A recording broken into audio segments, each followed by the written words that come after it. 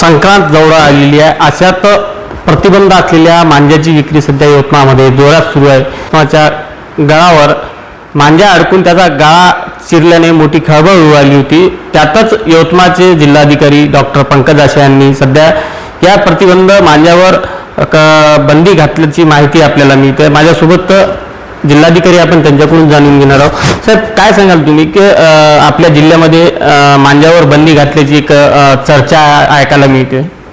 आपल्याकडे की जसं की आपण पण विषय सांगितला की 3-4 दिवसाआधी आपल्या जिल्ह्यामध्ये एक दुचाकी सवार होता, त्याला नायलॉन मंजामुळे सिरियस इंजुरी झाली होती आणि इंजुरीसुद्धा लाईफ थ्रेटनिंग होऊ शकते. आणि याच्या व्यतिरिक्त पर्यावरणाला सुद्धा याचा खूप धोका आहे. म्हणजे पक्षी वगैरे आहेत किंवा त्याच्यानंतर आपले जे वॉटर बॉडीज वगैरे तिकडे पण नायलॉनमुळे पर्यावरण प्रदूषण होण्याची शक्यता असते.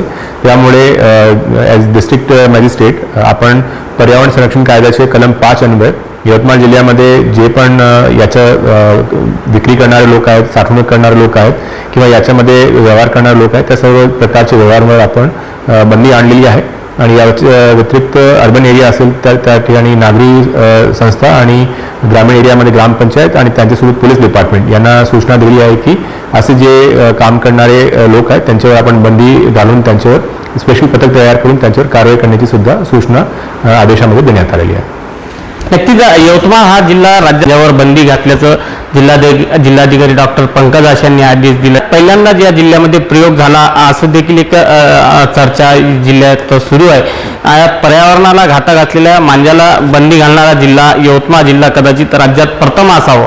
याची अंमलबजावणी कशा पद्धतीने केली जाते हे देखील पाहावं लागणार आहे. संजय राठोड, साम टी न्यूज, यवतमाळ.